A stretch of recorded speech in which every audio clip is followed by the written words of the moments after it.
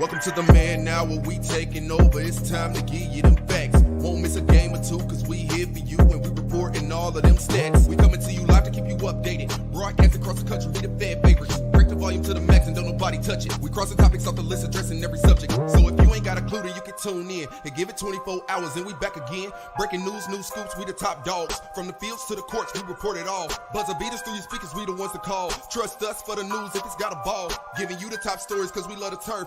Tell a friend to tune in and where you heard it first. Yeah, you're listening to the Man Now. We taking over, it's time to give you them stats. Yeah, you listen to the Man Now. Miss a game or two cause we reporting all of them facts. Yeah, you listen to the Man Now. We taking over, it's time to give you them facts. Turn the speakers up a little loud. Miss a game or two cause we reporting all of them stats. Cause you listen to the Man Hour. And what is up, Man Hour Nation? Michael Buckhouse here with the Man Hour. Be sure to head over to manhourradio.com and check out the merchandise page.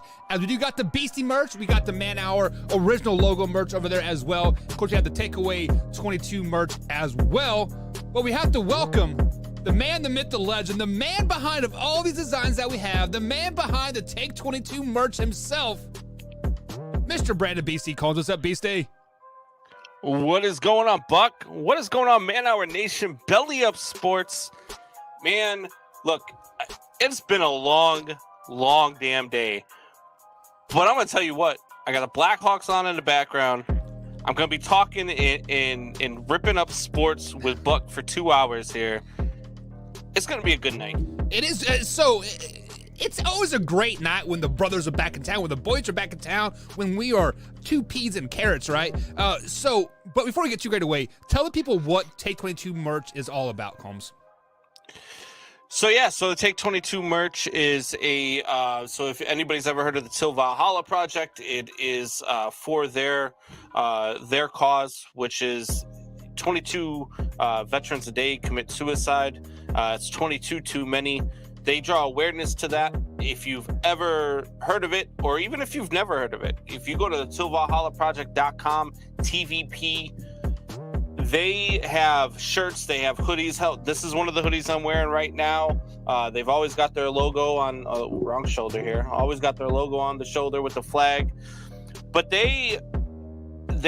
what they do is they give headstones, they give plaques, they give all sorts of stuff to veterans who have died either from suicide or who never made it home, when serving overseas and that stuff, to families that can't afford to get, give proper funerals, give proper burials, get headstones for their loved ones. It helps all of that stuff out. So if you haven't checked it out, it's a great cause. $30 a month will actually get you a free t-shirt every month. And you donate to the cause, and they'll send you a whole folder of list of people that you've helped out. Those show videos, all sorts of stuff of people getting the stuff that you've helped donate to. It's a great cause, helps the veterans, and we need to end this nasty thing of veteran suicide. Yeah, it means 22 days or 22 Americans every day is way too many. So hopefully the profits that we make from the 22 merch and the and that $30 like a month over there for the Tallahassee project helps really raise the PDS awareness and whatnot. So we do have some people jumping over in the chat here. We see Michelle. She said, "What's going on, guys?" I don't know, Michelle. You tell us what's going on. I mean, because she will be playing some Fortnite soon, and we had a great conversation pre-show with her. So. I mean, OnlyFans, right? OnlyFans all day, every day. No, I'm totally kidding. But guys, we do have a great show for you guys lined up here. We got the infamous Way or No Way coming up here. Brought to you by Skull Candy Original Headphones. Head over to skullcandyoriginal.com. Use promo code MANHOUR to save yourself some dollar bills. We're going to talk some Chicago Bears because you know what? They made some questionable hires, and we're going to talk about it. But we have to talk about the biggest question that arose from this weekend, Combs, and that is Mr. Patrick Mahomes himself and the Kansas City Chiefs. Obviously, if you guys have been living under a rock or you have not been living underneath a rock, the Cincinnati Bengals did beat the Chiefs on Sunday.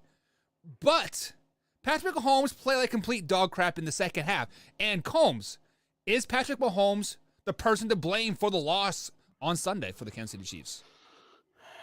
Yeah, look, he was terrible in the second half. I know last night you were talking about the play calling and all of that stuff, but to me, this isn't the play calling. This is Patrick Mahomes trying to do too much, running around till he gets sacked, running backwards, taking sacks for huge losses when you are in a game where you're up 21-3 at halftime.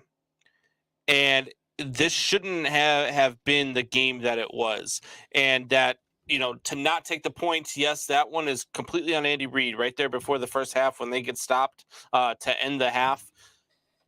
But that second half, man, was the worst football I've seen Patrick Mahomes play. I mean, it was dog crap. Plain and simple. It was pure dog crap is what he displayed in the second half of yesterday's game. We give whenever Aaron Rodgers flakes out in the playoffs, which he does quite often, we give him so much crap for it, right?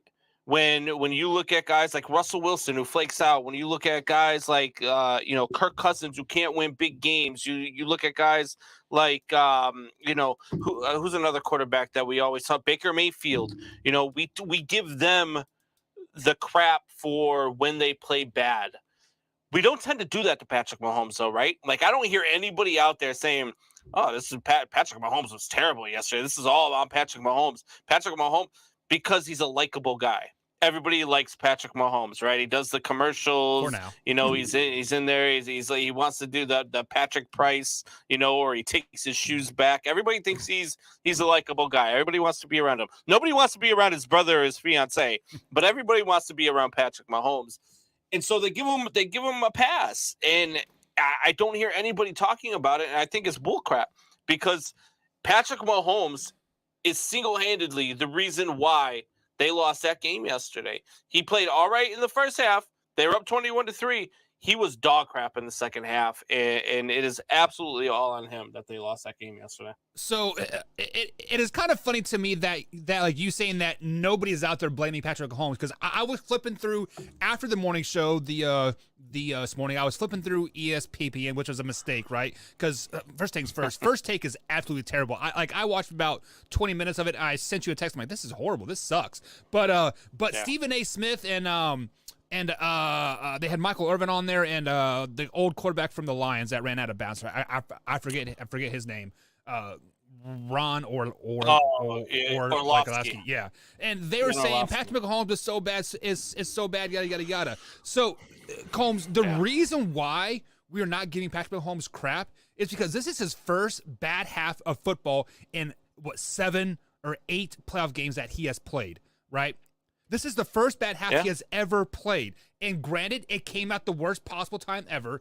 Because that stop right before halftime changed the whole momentum of the game. You saw Cincinnati go up and the Chiefs go way, way down, and they could never rebound from that. So with that being said, is the Patrick Mahomes to blame for this, Combs? Absolutely not, because the coaching staff, Andy Reid, the offensive guru that he is, Eric Bieniemy, the great head coach that he could possibly be one day, right? They are to blame because they knew Patrick Mahomes was playing bad. They knew that the Cincinnati Bengals was shutting down the passing game and they were allowing you to run the ball. You get down into the red zone here, 1.5 minutes left in the game. You were running the ball. McKinnon is getting 7-8 yards of pop, Combs. And then you want to throw the ball twice on 2nd and 3rd down and get sacked for like 28-yard losses of the combined two. Like, that is absolutely ridiculous. Yes, Patrick Mahomes had happy feet. Yes, he scrambled around and lost the 27 yards total, right? Yes, he did this, and this. But he should have never been in that position because Eric Bieniemy and Andy Reid should have been calling running plays that whole time. They should have been. They should have never passed the ball ever once they got inside the red zone. It was like 3 minutes left. They should have ran the ball, kept the clock clicking, run the ball to basically take the ball out of Joe Burrow's hands, not let him touch it at all, and win that game. But their run game was not going to keep the ball out of Joe Burrow's hands. Their run game was getting stuff. It did not.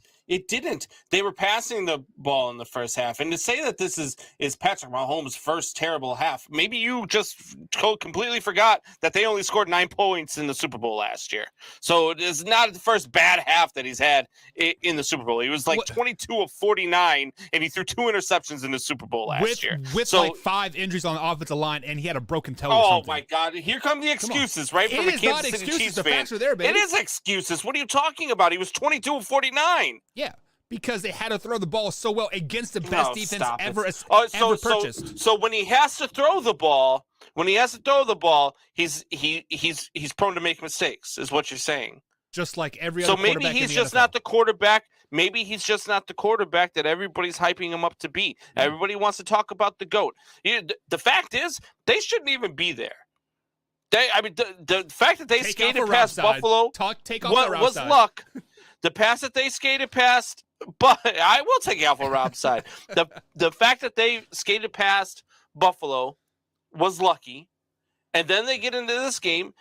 They get up, and what did they do? They tried to sit on a lead, and it didn't work. Trying to sit on that lead against that team is a bad idea. It's a bad game plan. Trying to sit on any lead in the NFL right now, trying to sit on any lead in the NFL is a bad plan. Ask Sean McVay and the Los Angeles Rams how many games they lost this year trying to sit on a lead. Right. So whose decision was it to sit on that lead, Combs? Coaching staff, right? How is that Patrick Mahomes' fault? Who was calling the plays? They didn't sit on the lead. They didn't sit on the lead. They tried.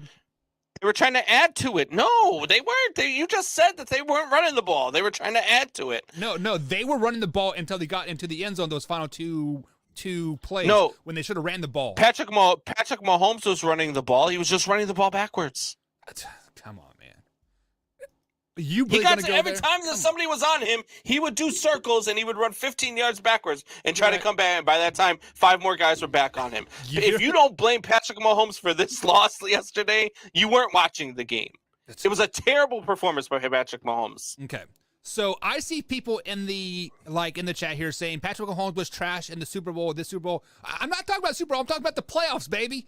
Playoffs are different than the Super Bowl, right? I mean, kind of. Sort of, a little bit, Combs. Come on, back me up a little bit. No. no. I don't have your back on this. No. You're trying to look. I got called a fanboy by some troll on Facebook today because I was defending Justin Fields and saying that because this guy was coming out saying that Justin Fields is no better than a backup quarterback in the NFL. Ass clown with no common sense whatsoever and no basis for his opinion. But I got called a fanboy because he's like. He said, Justin Fields doesn't belong in the NFL. Name me one Ohio State quarterback that was ever good. So I went out to him and I said, all right, I get your point. But if that's the case, name me one Texas Tech quarterback that's ever been good. Because Patrick Mahomes is good. Name me one Georgia quarterback that's ever taken his team to a Super Bowl. I'll wait. Matthew Stafford is the first. Yeah. Okay. Name me a guy out of Eastern Illinois that's been good. Jimmy G. And then you got Joe Burrow. Name me the last quarterback out of LSU that took his team to a Super Bowl. I'll wait. Joe Burrow. That's it. That's the list. So there's no quarterback in the NFL. So stop it. Maybe USC back in like the 90s and early 2000s, right? But that's about it. No, because they didn't even really they produced Carson Palmer is probably the best out of all that. Carson Palmer, Jimmy G came from USC, right? No, Jimmy G went to Eastern Illinois. Oh no, I'm sorry, Matt Castle. Matt Castle, maybe he did come out of USC. I can't quite remember. He was a backup to Carson Palmer, if I'm not mistaken. No, he was backup to Matt Leinart. Yeah, Mark Sanchez and Matt Leinart, and out of all of them, the best career was Carson Palmer. Yeah. None of those guys ever went to a Super Bowl. Sorry, I laughed at Alpha Rob's comment here. He says Mahomes is running back like he was in the Techno Bowl. Yeah, get out of here with that. He's in the Tecmo Bowl when your remote dies, right? And it just starts running around on its own. So obviously every offseason, Combs, we have to start talking about next season and the payroll and Patrick Mahomes signed a huge contract, $500 million. So the question has to be proposed here. If the Kansas City Chiefs start habitually losing, not making it to the playoffs first round exit, can this be the reason of them losing? Is because Patrick Mahomes getting paid too much? No, it's not going to be the reason that they lose, but it's going to be the reason why they can't retain all of their star players. Look, if Patrick Mahomes is going to be that guy, if Patrick Mahomes is going to be the quarterback that everybody believes that this guy has been through the first 4 years in his career, and I give him credit where credit's due. Look, the guy has taken his team to 4 straight AFC championships and 2 Super Bowls in 4 years. Right. I mean, that's a pretty tall task for a guy in his first 4 years, and he's done that. But if he's going to be that guy, he's got to be able to win. If you want to be in that same conversation of GOAT talks, like the people have stupidly been talking in his first 4 years, if you want to be in that conversation, you've got to be able to do more with less, right? You've got to be. Tom Brady made a career out of doing more with less. And if you can't win when you don't have an AFC Pro Bowl roster, then you're not that guy. And so I'm not going to say it's the reason why they can't win, because I do believe Patrick Mahomes is a very talented quarterback. I do believe Patrick Mahomes is a guy that can win with less. But he's going to be the reason why Tyreek Hill doesn't get re-signed. He's going to be the reason why Travis Kelce finishes his career somewhere other than Kansas City. And for that reason is what is going to cost Patrick Mahomes a lot of, I don't want to say it's not going to cost some money, but it's going to cost him a lot more playoff games because of the money that he's making. So I can see what you're saying of Tyreek Hill is going to want his money, but I feel there are certain players that are kind of bought into this Kansas City system, and I think Travis Kelce will retire as a Kansas City Chiefs. I believe he is 32 years old right now, going into his 7th or 8th season. But do you guys realize that Tyreek Hill and Travis Kelce were both on the Kansas City roster before Patrick Mahomes came to this team, right? They were with Alex Smith, right? They were not Pro Bowl caliber players when it was Alex Smith. Were they good? Yes. Travis Kelce did get one Pro Bowl with Alex Smith as their quarterback, but since Patrick Mahomes has been on the field with these guys, they are both Pro Bowl players the last 4 seasons, and that is because of Patrick Mahomes, Combs. So therefore, he is elevating the play of Tyreek Hill. Who knew about Byron Pringle until this playoffs? I did, because I follow Kansas State football. Yes, he went to Kansas State. He was leading the reception getter from the University of Kansas State there. And guess what? He was a free agent draft pick. Nobody wanted him. Kansas City Chiefs got him, and Patrick Mahomes elevated his play. How about McCole Hardman, right? Yes, I believe he was a first round pick. What has he done for the Kansas City Chiefs? Absolutely dog crap. That is why him and Tyreek Hill were arguing on the sideline during the AFC Championship game, because McCole Hardman knows he is on his way out. He does not have a spot on this roster when he wants to go make his money, because you know what? What have you done for me? Patrick Mahomes can elevate the players of Tyreek Hill, Byron Pringle, Josh Gordon will be back. They signed him back onto the prep squad after they cut him right before the playoffs. Tyreek Hill, how about this guy? Nobody knows about him. Marcus Kemp, number 85. He is going to be a threat next year. Watch out for this guy. Patrick Mahomes does elevate those guys, Combs, but I also feel that Patrick Mahomes knows that he is going to have to take a pay cut or a restructuring to win a lot. And that is why he is so invested into the city, because he knows that at some point he is going to have to take a step back, and he understands that. I think he gets it. I think you're putting Mahomes on this pedestal, and I think you're blinded by your fanboyness. Probably. Okay, because this is what. So Travis Kelce, prior to Patrick Mahomes being his quarterback, was 1,000 yards a season tight end. Yeah, but how many Pro Bowls did he get? 2.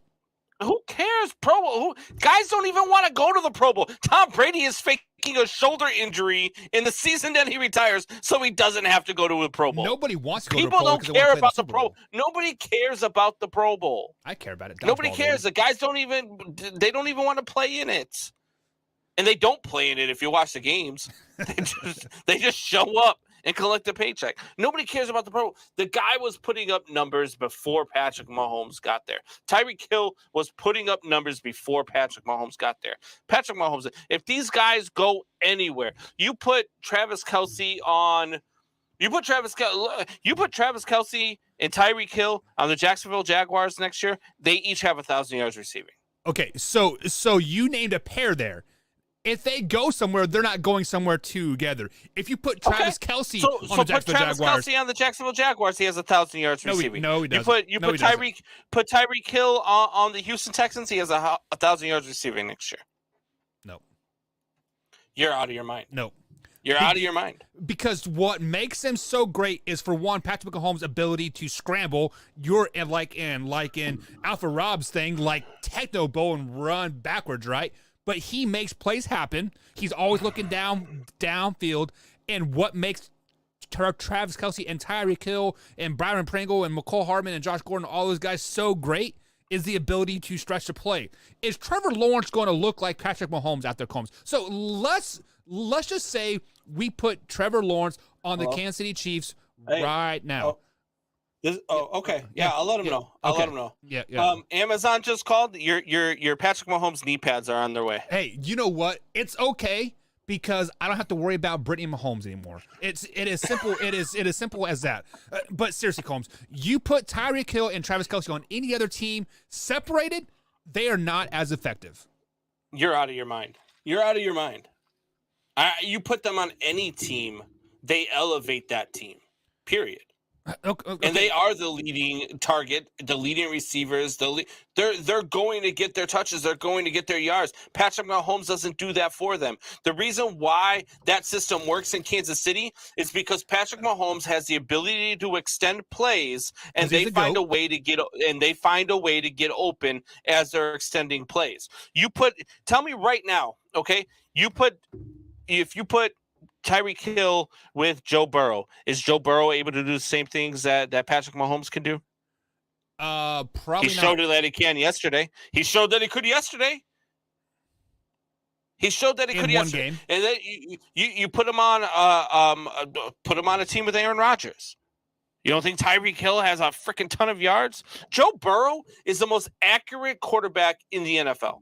Okay. That guy puts a ball on a dime. Okay, so cool. To tell me that Tyreek Hill wouldn't, I think Tyreek Hill would have his best season ever if he was with Joe Burrow. Tyreek Hill is the worst route runner in the NFL. Have you seen him run? You don't have to run a route when you run a 3.440. That's what Tyreek Hill does. But what his speed does is his ability to extend plays with Patrick Mahomes. That's what makes him a prolific receiver, a top 5 Patrick or top 10 Mahomes receiver. Is not the only quarterback in the league that can extend plays. Who else can? All those quarterbacks that you said. Joe Burrow did it all night last night in the second half. Did you not watch the game? Did you turn it off because they were losing the lead? We were or something? not losing. Did you not watch what Joe Burrow? Game.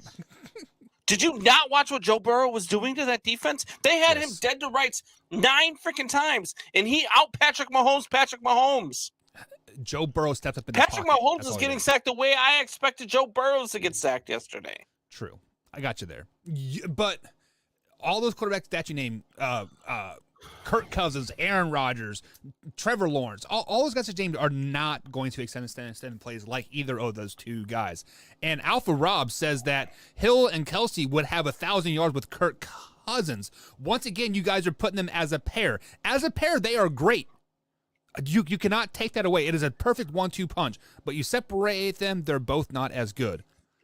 Is Patrick Mahomes the top 5 quarterback in this league right now? Yes. Debatable. Debatable? How? He is at least number 2. Would you take him over Tom Brady? Yes. The only person I would not take him over right now is Aaron Rodgers. Go to break. You just lost your argument. How? Over Tom freaking Brady. Yeah, Mr. Oh, my shoulder hurts. I can't play it no more. Come on. I can't play in the Pro Bowl. Get the hell out of here. He's Mr. 7. You would take him over Mr. 7. How about instead of Mr. My arm hurts? How about Mr. 7 Super Bowls and 10 tries? How about Mr. I throw 3 interceptions and still win the game? That's a good one, right? yeah. Well, if I do Patrick like that Mahomes stat. could do that, they'd still be going to the Super Bowl. He only threw 2 interceptions. He needed that third one. Oh, okay. All right, guys. So we are up against the break here on BellyUp.tv. On the other side of the break, we're going to talk some infamous way or no way, but of course we're going to talk to Chicago Bears. Combsy's got to let some stuff off his chest. Was it a right hire? Who did they hire? And quite frankly, who does it really matter? All that, much more, guys, right here on the Man Hour. We'll be right back.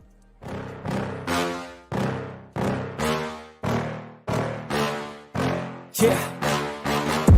Please tell me that I can't, that I won't, that I fail, that I'll never make it out, yeah. Please tell me all the bad, never good, fill my head full of every single doubt, yeah. Please say any negative thoughts, I pop off when I hear people say I cannot. I get off to the thought of proving everyone wrong, I won't stop to the top, so you better back off and get lost. I'ma stay loud, stay proud, never running out, never heading south. I'll be spreading out, call it word of mouth, can't put me down, I'll be getting loud. You can have big doubts, not what I'm about, have your fucking clout, it be raining now, I keep making sound, go another round, bitch I'm legend bound, can't stop me now. You don't wanna fuck with me, a slow burn like a disease. Just tell me that I can and I'll show you things that you couldn't believe. Just tell me that I can. Just tell me that I can. Just tell me that I can. Just tell me that I can.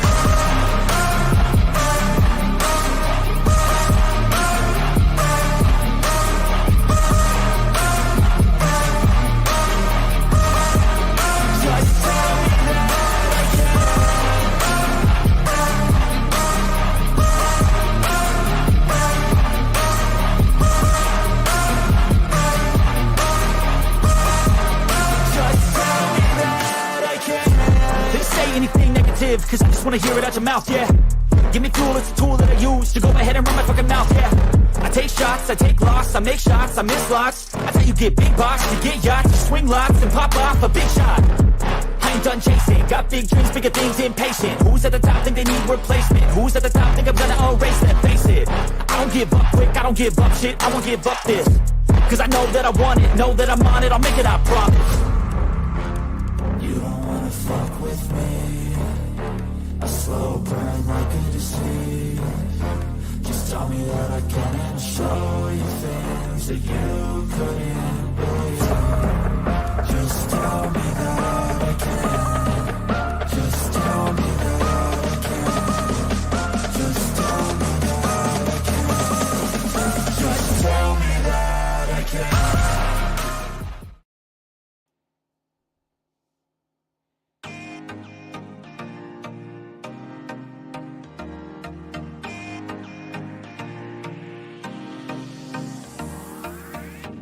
And welcome back to the Man Hour, guys. Michael Buckeyes along with Brandon Beastie Combs tonight. We got to jump into the Combs. We kind of neglected it. Is that the word, neglected? Neglected it before we went to break. And you guys have had a great conversation over there in YouTube. We also got a poll going there on the YouTube channel. Did Patrick Mahomes ultimately cost a game for the Kansas City Chiefs? Simply vote yes or no. And right now it is, let me pull it up. It is 50-50. Should be 100% yes. It is 50-50. So 50-50. So Alpha Rob comes in and says, "Come on, Buck. You know you're taking Allen over Patrick Mahomes." Josh Allen was good, but he ultimately did not beat Patrick Mahomes. I'm taking Mac Jones over Patrick Mahomes right now. Oh, get out of here. Mac Jones is in the Pro Bowl. You said it yourself. Pro Bowls matter. So does Patrick Mahomes. No, Patrick Mahomes isn't in the Pro Bowl. He's not, really? No. I didn't know He's not even an MVP. Okay. Joe Burrow is. Yeah, Joe Burrow is an MVP. Speaking of MVPs, who do you think is going to win the MVP? Is it Aaron Rodgers again? It should be Joe Burrow. It really should. And I said that before the season, before the playoffs even started, it should have been Joe Burrow. Yeah. I still think it should be Joe Burrow, but who knows? They'll probably end up giving it to Tom Brady, being his last season and all. Well, the voting is done before the playoffs start, so maybe they didn't know it was Tom Brady's final year yet, yada, yada, yada, maybe. But I think Aaron Rodgers probably wins it, to be honest. Drew says Mahomes, Burrow, and Allen are the big three in the league right now. Actually, I would take Justin Herbert. Like, I feel Justin Herbert has to be slid in there somewhere. So I mean, those are all three great names. But if you had to take one out, Combs, to put Herbert in there, who are you taking out? Is it Mahomes? To put Herbert in? Yeah. Well, let me ask you this: do you think Herbert is a top 3 quarterback in the AFC? Oh God! Because those are all AFC guys. Yeah. No, I think he's top 5. He's not top 3 though. Yeah. I mean, you've got Burrow. You've got. Trying to think how I would go with this. I would go. Actually, you know what? We're forgetting all. Deshaun Watson's number 1. He's in the AFC. For now. Deshaun Watson's the best quarterback in the AFC. Then you go Joe Burrow is number 2. Josh Allen is number 3. You go. I would go Mac Jones and then Justin Herbert. Yeah. Wow. That is. I don't even have Patrick Mahomes in the top 5 in the AFC. Yeah. So speaking of top 5, Combs, we will be releasing our top 10 rankings to going into the 2022 season here in the next month or two. After the season's over and we collect our thoughts and stats and we start writing it down. So you will have your top 10 and I'll have my top 10 and we will debate that throughout the show. So definitely getting excited about that. But those 3 names that Drew mentioned there, Mahomes, Burrow, and Allen, I think we've seen the best of their play, right? I think they all have reached their ceiling. Herbert probably has the biggest ceiling to reach still. So, yeah, I think Herbert's only getting better. Yeah. And that's the crazy thing because he's had 2 really good seasons so far, and I think he's only getting better. And once they get him the help around him, that team's going to be dangerous. They have help. They just need to get that coaching staff ironed in, right? Yeah, they need a second wide receiver. Yes, they do. So they lost Hunter Henry to the Patriots, right? So that's a big loss for them. So Alpha Rob says, what about Derek Carr? Derek Carr is a great quarterback, and he is improving each year, but you cannot put him in the top 5. I mean, he's probably like a 5B or 6, but I would put Derek Carr ahead of Patrick Mahomes right now too. I mean, with Josh McDaniels as the head coach now, maybe they can work that in. We will be talking about that more coming up here on hour number 2 on the Man Hour. But Combs, let's get into a little bit of your Chicago Bears here. They have introduced their head coach. Believe it's Matt Eberflus. Is that how you say his name? Eberflus. Eberflus, yeah. And then they hire Ryan Poles as your general manager. It's just funny because they fired a Matt and a Ryan and they hired a Ryan and a Matt, which is crazy. But welcome to the Bears. But they did have their press conference today to introduce their general manager and their head coach. Did we learn anything from this press conference today? Well, I watched this press conference pretty closely. I was kind of impressed. I'm not gonna lie. I'm a big fan of Ryan Poles. I love the hire of Ryan Poles. I think that was a huge get from your guys over there in Kansas City. The guy was a big part in getting Patrick Mahomes. And so this guy, I believe, knows how to evaluate talent. Because coming out of college, I mean, let's just face it. If you thought Patrick Mahomes is going to be Patrick Mahomes coming out of college, then you had a crystal ball because the guy was a losing quarterback in college. So to see that he was going to be this, to me is amazing. Yeah. So I think he's a good evaluator of talent. And I think being a former player, a former Bears player at that, I think you have the drive to succeed and want to see the program succeed. You want to see the team succeed. And then the Eberflus hire, which kind of, it rubbed me the wrong way at first, right? Because I'm like, First, it was Pohl's way of answering it when somebody asked, how do you explain the hire of Matt? And he says, well, throughout the entire process, he impressed me. And I'm like, the entire process? You hired him on Thursday. You got hired on Tuesday. What process are you talking about? Like, how many interviews did you really do? And so that kind of rubbed me the wrong way. And I thought Eberflus was one of those guys, Eberflus was one of those guys who just, I felt like he was a McCaskey guy at first, right? And then I started reading up on it. I started doing some digging, and I find out that these guys actually have a history together. They've known each other through different circles, through coaching. Eberflus was one of the guys who coached Ryan while he was playing. So they have a history together. And this is his guy, I think. I think this is his guy. I think that, he went out. They may have given him a list, because I don't like the fact that they didn't get to interview Kevin O'Connell from Los Angeles. I don't like the fact that they didn't interview Eric Bieniemy from Kansas City. I didn't like that stuff. But the more I heard today, and what I heard was really what I wanted to hear, right? Which was, we're going to build our offense around Justin Fields, which all last year was building Justin Fields around our offense. And that wasn't the way to go.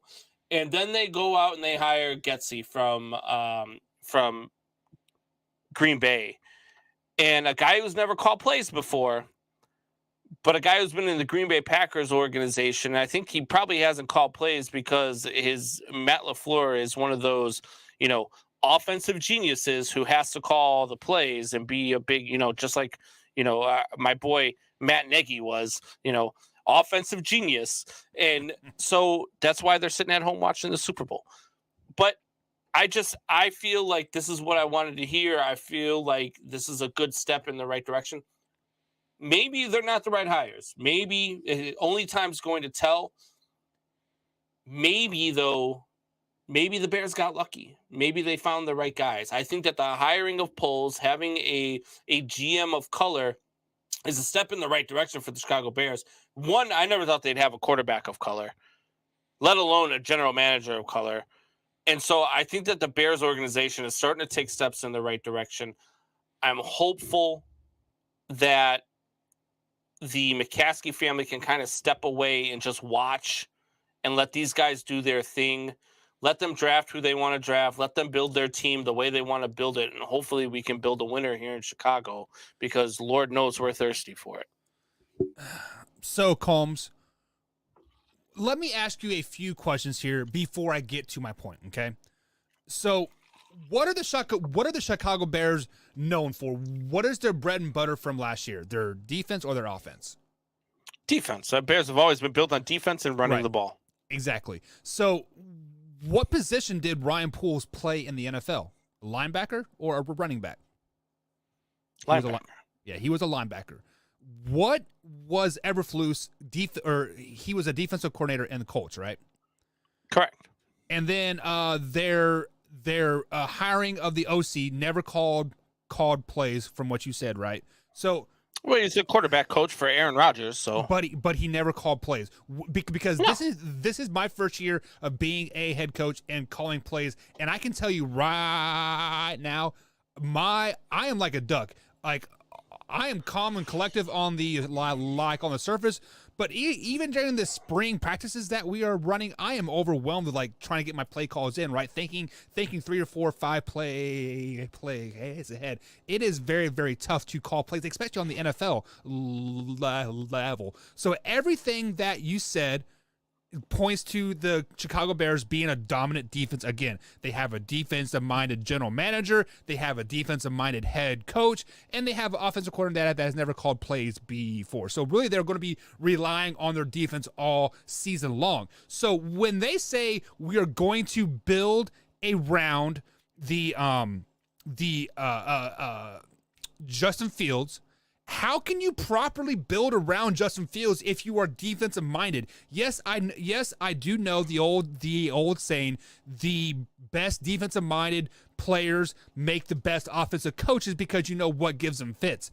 But how do you really evaluate talent on the offensive side if you don't know what to look for on the offensive side? How do you know what Justin Fields wants? Yes, we know that he is a great RPO quarterback in college. Will that translate into the NFL? We don't know yet. But is Jet Ski or whatever his name is he going to be able to call RPO plays? Are they going to install a RPO offense? We don't know. Just because with all that being said, when you are a defensive-minded, yes, defense wins championship, Combs. That is the old saying, but you still have to score points. Still have to score points of the game. I am really worried about your Chicago Bears because when you hire all of these defensive-minded people and then you have a quarterback, a young, black, talented, athletic quarterback, and you want to build around him, I'm worried that this is destined to fail before he even gets off the ground. So all of those are valid questions, right? Because there is a lot of unknowns in what we have with what the Chicago Bears just did. There's a lot of unknowns with Ryan Poles. There's a lot of unknowns with Matt Eberflus. But let me ask you a question. Definitely. The New England Patriots in 2000 hired a defensive coordinator to be their head coach. Do you remember what his name was? I believe it was Belichick, if I'm not mistaken. Okay. Which was a head coach of the Cleveland Browns. And he was a defensive coordinator and a defensive-minded head coach. And do you remember who he hired on as his offensive coordinator, who is now going to be the head coach of the Las Vegas Raiders? By that, it was Josh McDaniels, but I didn't think he didn't hire him till 2011. Well, it was later. It was later. But Josh McDaniels, when he became the offensive coordinator of the New England Patriots, had never called plays before. Right. Coming in to coach Tom Brady. So what I'm saying is just because a head coach is not proven, just because a head coach is defensive-minded, doesn't mean that you can't bring in a guy that has never called plays before to lead an offensive-minded team. I'm not saying you can either. And they don't even have to be offensive-minded. The Bears can be a very good defensive team with an offense that just is better than the Bears have ever had. And 2 or 3 years later, the goal is for Getsy to have a head coaching job in 2 to 3 years, right? Because if Getsy has a head coaching job in 2 to 3 years, that means Justin Fields has developed and this Bears offense is flourishing. Right. And so you are kind of starting from scratch. You are allowing a guy who's coming in, doesn't already have his own set ways because he's never had ways before. He's building around your second year quarterback who really, let's say this is his rookie year, because he really didn't have a rookie year other than he got some playing time because his rookie year was trash. And two, you're bringing in a whole new set of guys to build everything around him. You're going to develop everything around him. And yes, are they going to be very good defensively? Yes, because I think that I watched his defense in Indianapolis, and every year that he was there, they were in the top 5 in the NFL in takeaways. Right. That is really hard to do. That is really hard to do year in and year out, to be in the top 5 in takeaways every single year.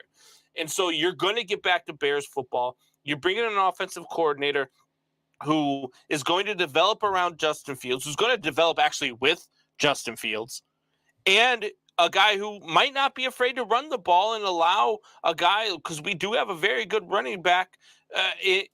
And so we've got to develop that, and you've got to allow time. Maybe these are the wrong hires. Maybe it happens again. Maybe the Bears got the wrong guys again. It wouldn't surprise me if that happens.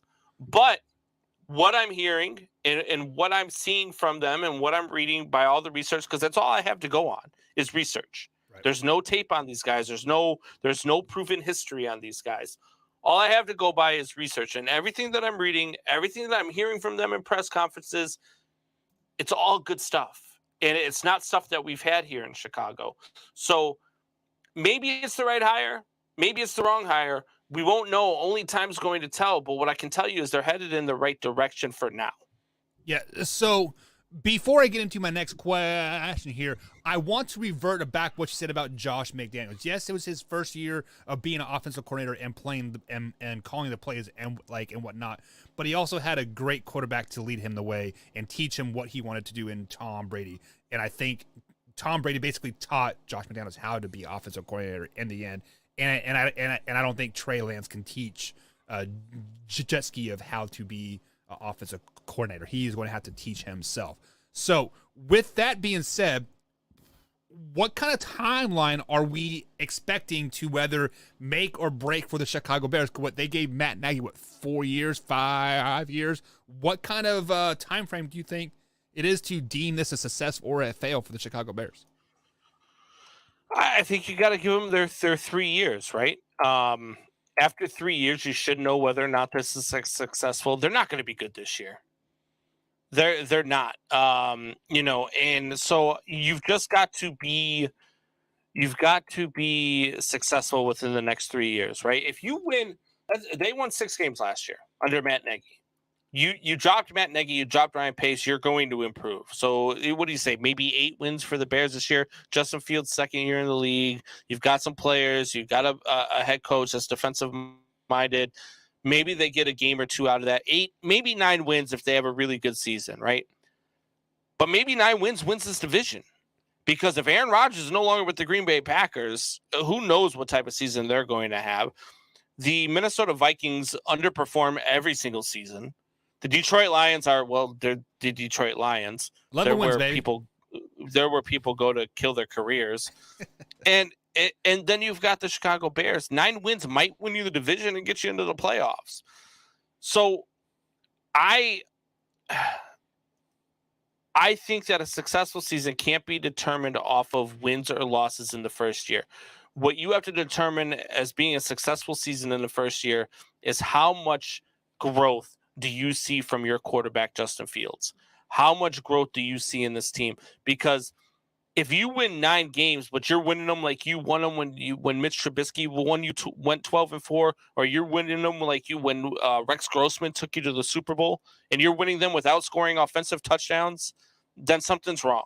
Because your quarterback that you spent a first-round draft pick on, that you traded 3 first-round draft picks for, so 4 first-round draft picks are going to waste if Justin Fields is not developing and becoming the quarterback that he can be. So, like, you are a realistic fan, and you are not going to judge successful by a win-loss,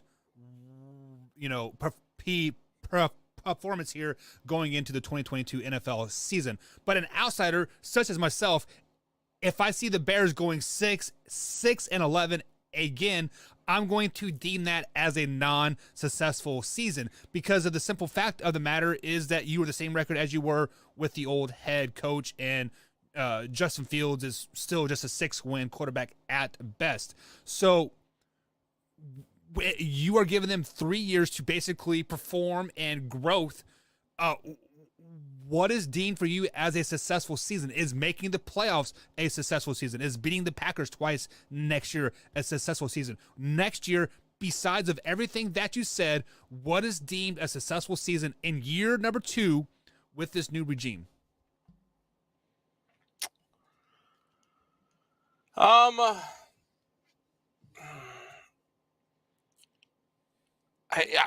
Year number 2 is going to be a playoff berth. Year number 2 is going to be win the division and get into the playoffs. And then year number 3 has got to be at least an NFC title game. And then year number 4 and 5 at least be competing for a Super Bowl title. At least be competing. At least you just have to continue. You have to continue to get back to that realm. You've got to be like the Green Bay Packers. You've got to be like the Kansas City Chiefs, the New England Patriots. You got to continue to be successful. Sustained success after the 3rd year is what's going to determine whether or not this regime is successful. So Alpha Rob says, today's NFL, they have no patience. So you are basically saying they have to be a Super Bowl caliber team by year 3. You really think you can turn around your Chicago Bears in 3 years, Combs?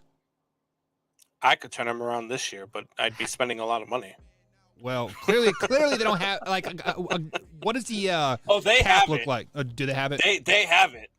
They have it, but I don't know if the NFL will allow me to spend it. But they have it. They laugh it. So, guys, we are up against the next break here. So, Combs, let's go ahead and jump into the comments here and address a few things. My man Hoffy was jumping on, and he says Mac Jones sucks.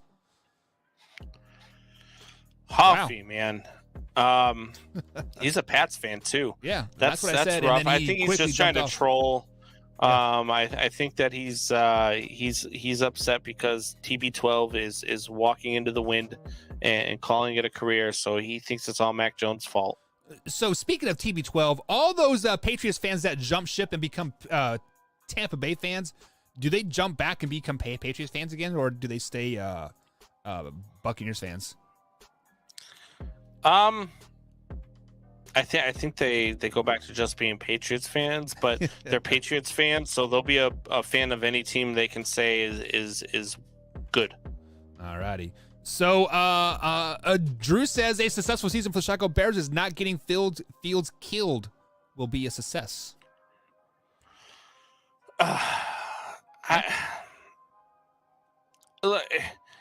I mean, the stuff like that is like, you know, I don't get into those types of arguments because it's like the people that they want to start talking with you and then they're like, oh, well, the Vite Queens. As soon as you give them like a nickname or as soon as you make a comment, like I'm not gonna argue because you just want to argue just for arguing. Obviously, not getting Fields killed would be a success, but they've got some pieces on that offensive line. They've got Getsy now. They come in, they bring in, you know, there's a couple of guys that they could bring in. They could bring in the Callahan. I can't remember his first name. The guy's from the south side of Chicago. He's great rapport of being an offensive line coach. There's rumors that he's coming to the team as well. He'd do wonders with that offensive line. Justin Fields also can do things like Joe Burrows can with a subpar offensive line that can at least protect them a little bit. So you're going to see a lot of growth out of Justin Fields this year. The kid's a good quarterback, and he's going to show it this year. Good, bad, or indifferent. He will be a different quarterback by the end of the season, says Beastie Combs over there. And one last comment before we head to break. Alpha Rob says, I was really hoping the Bears would have hired Leslie Frazier as their coach. Basically wants Leslie Frazier off their hands because he's a terrible coach. Well, why would you wish that on anybody? Because he's a Buffalo Bills fan and he wants your Bills to suck, I guess. Or your Bears to suck, I should say, not Bills. Yeah, I mean, I wouldn't have hired Leslie Frazier to shine my shoes. Drew says Lovie Smith was a good coach. Lovie Smith was a good coach. Yeah. And he got fired after a playoff run. Like the guy was a consistent winner. He was a great head coach. That defense under him, I mean, he took Rex Grossman to the Super Bowl. How could he not be a good head coach? Sure. And so the Bears fired him after, I believe it was that playoff loss to Green Bay in the NFC title game. But I don't know. It was a bad move, and they haven't been the same since. All right, guys, we are up against the break here. On the other side of the break, we do have the infamous Way or No Way coming up right here on Man Hour, brought to you by Skull Candy Original Headphones. Head over to skullcandyoriginal.com. Use promo code Man Hour to save yourself some dollar bills, yo. Alpha Rob says, in other words, Frazier wouldn't last there for 13 seconds. Pun intended. Ha, ha, ha, ha. Ha, ha, ha, ha, ha. All right, guys, we'll be right back here on the Man Hour. Hey, gang, it's Commissioner Cooper from TSS Fantasy. We are the fantasy show of the people. That means we give the people what they want. Expert fantasy advice, leading medical and legal analysis, free contests, and innovative games to keep you entertained. Watch us live with the Tiki Live app on the Belly Up Sports channel, subscribe to us on YouTube, or follow us on all social media platforms. Visit TSSFantasy.com today for all the latest updates from the fantasy show of the people. We put the fun in fantasy. Yeah! Said the mayo over sour cream, yeah. Right. That's because you have high cholesterol. Okay. If you drafted Julio Jones, you got ghosted.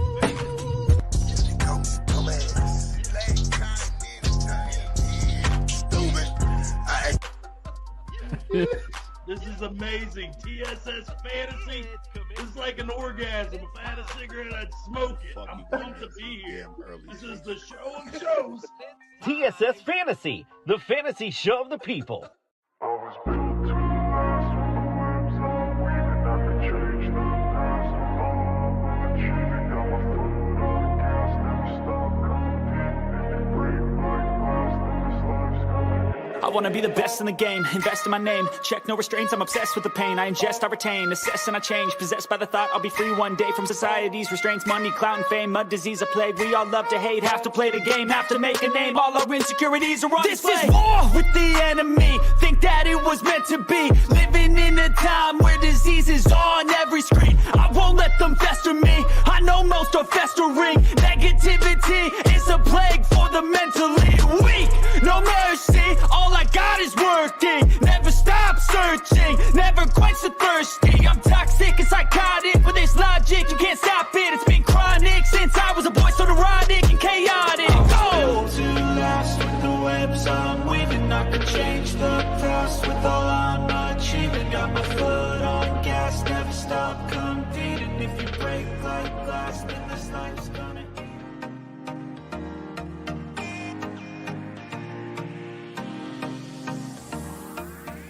And welcome back, Man Hour Nation. It's your boy BC Brandon Combs, along with Mike Buckheister. It is time for Way or No Way, everybody's favorite segment of the week. You guys know what it is. We just come up with some random stuff. We say whether it's a way or a no way. I like to get Buck's goat in these sometimes and get him going, and I'm going to do that here right off the bat. Buck, you ready? Man, I'm always ready because we're getting ready to talk about the GOAT. God, stop it. Way or no way, Patrick Mahomes will never win another Super Bowl. Combs, when I first saw this, I thought you were just out of your ever-loving mind. Patrick Mahomes is only 5 years in the league. He sat his first year.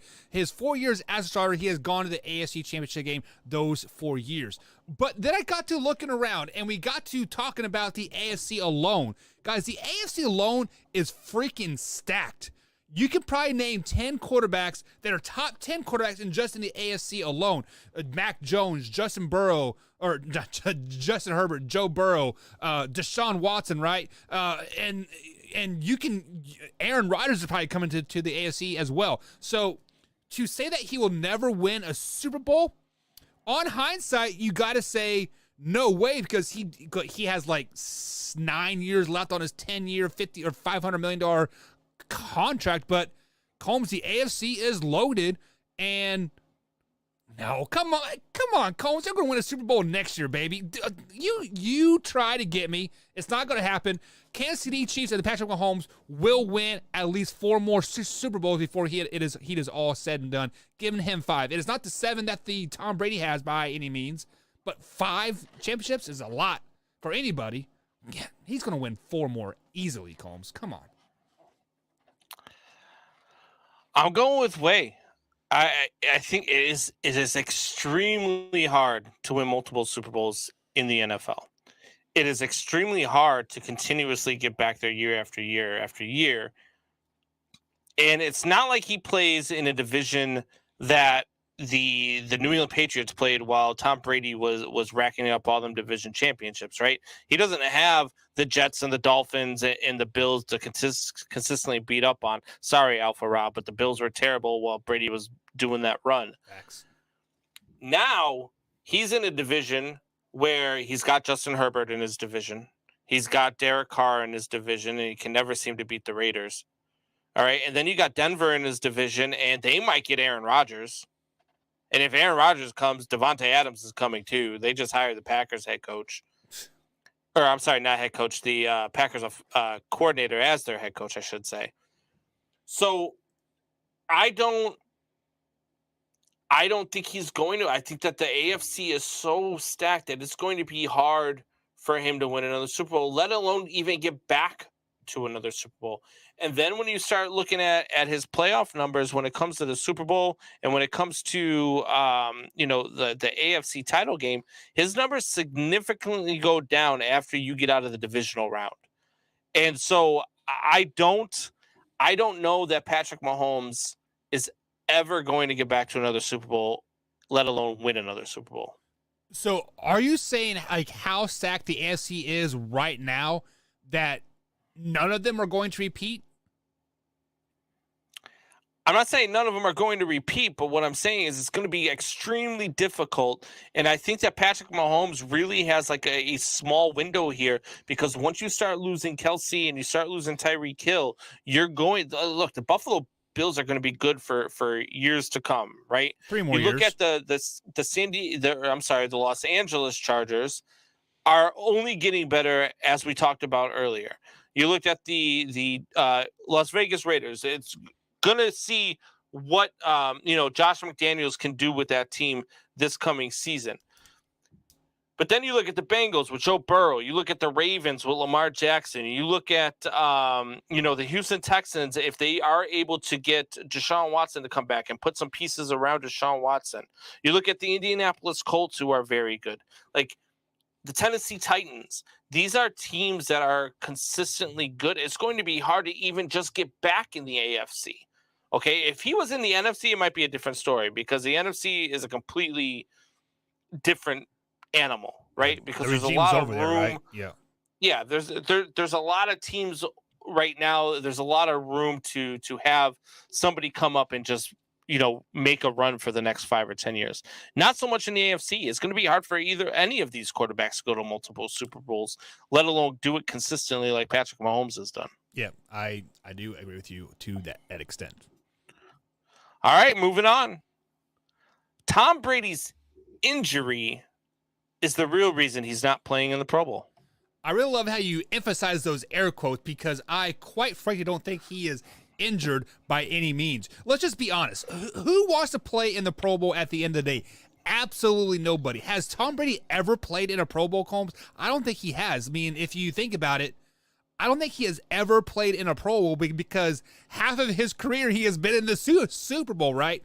And the only reason why the only reason why we watched the Pro Bowl is for the skills competition and dodgeball. That's the only reason why I'll be watching the Pro Bowl, which the Pro Bowl's on Sunday. So I'll be watching Saturday. We'll be watching dodgeball and the skills competition. So basically, Tom Brady doesn't want to end his legacy of playing a Pro Bowl. I mean, he wants to end it on the field, and he's probably bitter, to be honest. He's bitter with AB. He's bitter with all the injuries that happened in Tampa Bay this year, and he's bitter that Matthew Stafford and beat he's him. Retiring. Allegedly retiring, right? But so no way the injury, air quote there, is the reason why he is not playing. He just doesn't want to. He doesn't have the will to play in the Pro Bowl. This is an absolute positively no way, okay? And I'm going to keep this short and I'm going to keep it simple. He does not have an injury. The man has been away from home for the better half of the last 6 months. He's been out of commission at home for the last 6 months because he's been trying to win another Super Bowl, okay?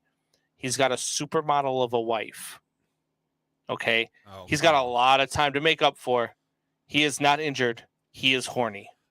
Combs, you are 45 years old, aren't you? Can you even get it up anymore? First of all, I'm 40. Okay, but about can to be you get 41. It up? Can you get it up without the blue or the yellow pill? Plenty. Okay. Plenty of 3 inches. Tom Brady needs that blue pill, Combs. all the acupuncture in the world is not going to get his little pee up. Look, even a 747 looks small when you fly it into the Grand Canyon, Buck. So you saying his supermodel girlfriend or wife has been around the block a little bit, Holmesy? I mean, maybe. Moving on. Jimmy G will not be a starter in the NFL next season. So many speculations have said Jimmy G is no longer going to be a San Francisco 49ers. Well, spoiler alert, guys, he signed a 2-year contract extension to the start of the season with a no-trade clause in it. So I believe it was $24 million total per year that he signed with the San Francisco 49ers. So the 49ers would be stupid not to make them a starter next year. So if they were to trade them, it would be for a couple first-round picks or for players, and a team isn't going to give up those type of caliber of players or picks to not have a starter on your or to not trade for a starting quarterback. So he definitely will be a starting quarterback in the NFL. He will win a Super Bowl, and he will lead the San Francisco 49ers to Super Bowl again next year. Did you watch that game last night? I did. Did you see how the Niners season ended last night? I also seen that Kyle Shanahan shit the bed again when he was up 10-plus points in a championship game and they lost because he does not trust his play calling. Did Kyle Shanahan try to avoid a sack by taking a blind pass underhand behind his back? Jimmy G had to do that because he knew Kyle Shanahan was calling shit plays. You had a timeout and you had just take the sack. He just made a high throw. The running back was right there. The running back dropped the ball. He had two hands on it. It would have been 3rd and 11. Okay. Take the sack. Would you rather have 3rd and 11 or 3rd and 6? Buck, look, Jimmy G, Kyle Shanahan's been done with Jimmy G since before the season. He's wanted Trey Lance to take over all season long. Then why did he start? Trey Lance is going to be their starting quarterback next season. Jimmy G is going to get traded, and he's going to get traded for a bag of footballs. You think it's going to take a lot to get Jimmy G? I think it's going to be for a bag of footballs, and he's going to go somewhere to rot as a backup quarterback. He is not going to be a starter in the NFL next year. He shouldn't be a starter in the NFL next year. The guy, look, he had one touchdown pass this entire playoff run. They were in the NFC title game. He had one touchdown pass. Exactly. He was responsible for one offensive score the entire playoffs. Hey, he handed the ball off really, really well to Deebo Samuel many, many times, Combs. Get the hell out of here. This guy is not a starting quarterback in the league. I hate to say it because he's a local guy. Like, he's from here in Chicago. He's just not a starting quarterback in this league. He's not. He's just not. Is he better than me? Yes, sure. But I'm not even a freaking ride the pine, hold the clipboard type of guy in the NFL. Jimmy G is not a starting quarterback in the NFL. I hate to say it. Moving on. All right, so I don't know if you've seen this story, Buck, but you remember Antonio Brown's tirade at MetLife Stadium where he, just quit on his team, went off shirtless, started throwing stuff into the crowd? Oh, no, I don't remember that at all.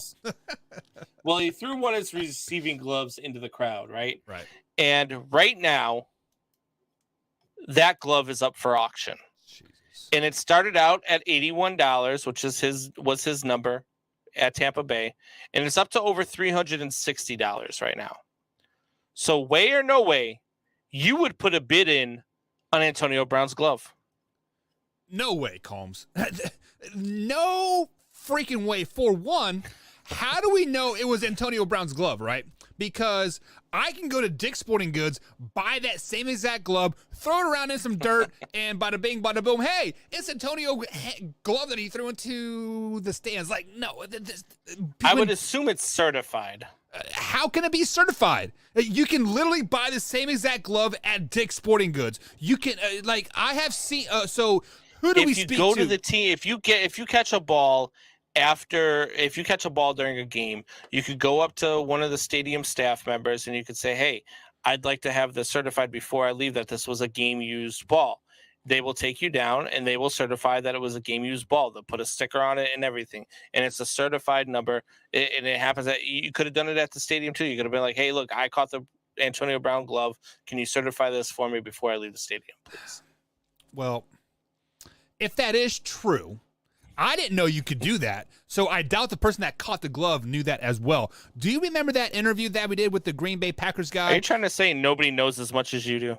Exactly. I'm the freaking smartest man on earth, hands down. I'm from Kansas. We repeated fourth grade 6 times minimum. No, but do you remember that interview? It's because you were so good at it? Yeah, like we'll just keep on doing it over and over and over until I master it and just get bored of it, right? No, but who was that interview that we did with the Green Bay Packers guy that did the piece about the stolen or the fake game-used Brett Favre jerseys? Oh. It was Tori's guy. Oh, God. I forget his name, right? But so like, really the only way you're going to ever certify, if you didn't get it certified at the game, certify is you're going to have somebody like that said person. I cannot believe I don't remember his name because that was a great interview. We talked him for like 45 minutes. But that guy definitely stole the stuff, though. Oh, yeah, me like 100%.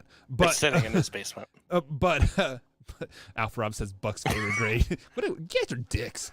but that is the only way that you would ever prove that it is not a game worn glove, right? So what I'm going to do is I'm going to go down to Dick's Sporting Goods right here in Charlestown, Indiana.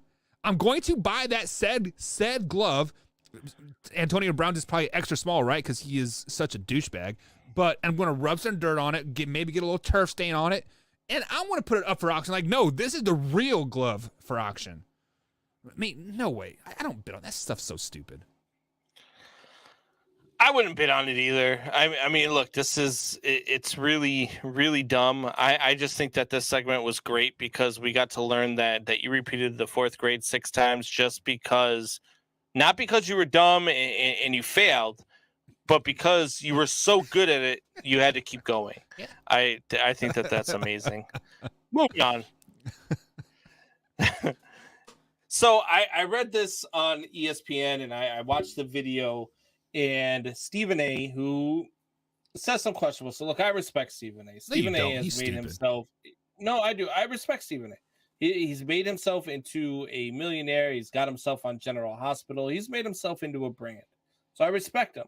But sometimes he says some stupid stuff, and this was one of them. He says that Joe Burrow winning the Super Bowl would be a better story than Matt Stafford winning it. Way or no way, Buck? Can you repeat that for the audience, just so I can like collect my thoughts and like really say what I want to say? Joe Burrow winning the Super Bowl would be a better story than Matt Stafford winning the Super Bowl. And Stephen A. said it is a better story? Yeah. As you guys know, I dislike Stephen A. Smith. I despise everything he stands for. I think Skip Bayless is hands down better. I like Max Kellerman better than him. If Stephen A. wasn't such a diva, Max Kellerman would still be on First Take and be a hell of a lot better show. But this pains me to say, Combs. This hurts my soul right now, and I'm glad I've been drinking because Stephen A. is right on this, Combs. Matthew Stafford got put in a great position. Great team that's already been to the Super Bowl. This is the Rams' second Super Bowl in 4 years, Combs. They bought a team. They bought Von Miller. They bought Odell Beckham Jr. Yes, they drafted Aaron Donald, right? And they drafted a few other guys. But this is a bought team in LA Rams. Cincinnati Bengals and Joe Burrow. Yes, Joe Burrow wasn't on the 2-14 team, but the next year when he was a rookie, they just had four wins, and now 1 year removed from that, they are in the freaking Super Bowl. Yes, this is a Hollywood story, Combs. No doubt in my mind, this is the greatest story, hands down. Yes, Matthew Stafford was a great story. Yes, he, never won a playoff game in Detroit, got his ass kicked in Detroit over and over and over.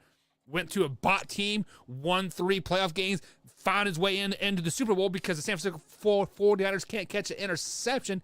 Yes, Joe Burrow is the obvious source here. That's why I'm rooting for Joe Burrow because, he literally took this team from the ground up. Like, Matthew Stafford went on an already Super Bowl caliber team, and guess what? Took them back to the Super Bowl where they should have been anyways. Joe Burrow, hands down, Combs. Buck, how many years has Joe Burrow been in the league? This is his second year in the league. Okay. And while it's a great story, Cincinnati absolutely deserves a winner. That fan base deserves a winner. Been 30 years since they even won a playoff game. Right. Okay. I get it. How many years has Matt Stafford been in the league? I believe it's 15, if I'm not mistaken, right? Yep. And 14 of those seasons have been with the Detroit Lions, right? Historical franchise. Yeah, historically bad franchise. And it's so bad that Jared Goff, who took the Rams to a Super Bowl, who had them in the playoffs, who was a good quarterback for them, went to Detroit and won 3 games. And then Matt Stafford, who left Detroit, goes to the Rams. It is now going to the Super Bowl. 15 years, caught in NFL hell. and is now has a chance to win the Super Bowl, which I don't think he's going to win. I think Joe Burrow is going to win it. Is a better story than Joe Burrow's in his second season. Joe Burrow hasn't had Joe Burrow is like my son in 2016 watching the Cubs win the World Series, telling me he waited his whole life for this. That's what this is the equivalent of. It's true. There is no way this is a better story than Matt Stafford if he were to win the Super Bowl. Both great stories, but the Matt Stafford story is a lot better. Matt Stafford is easily the most underrated quarterback of all time. Matt Stafford has easily been caught in NFL hell for his entire career in Detroit. And now Matt Stafford and Eminem both being in the Super Bowl is the closest Detroit will ever get to being there. So, Combs, I get what you're saying about the Matthew Stafford. So Matthew Stafford's last year in Detroit, he went 5-12. Sorry, 5-11. Right? Jared Goff went 3-11 this year because he didn't play in 2 games. So in hindsight, Jared Goff had a better season with a rookie head coach, with a new GM, no receivers to name. Swift was hurt all season long. Their number 1 draft pick from 2020. But let's take a few steps back here, okay?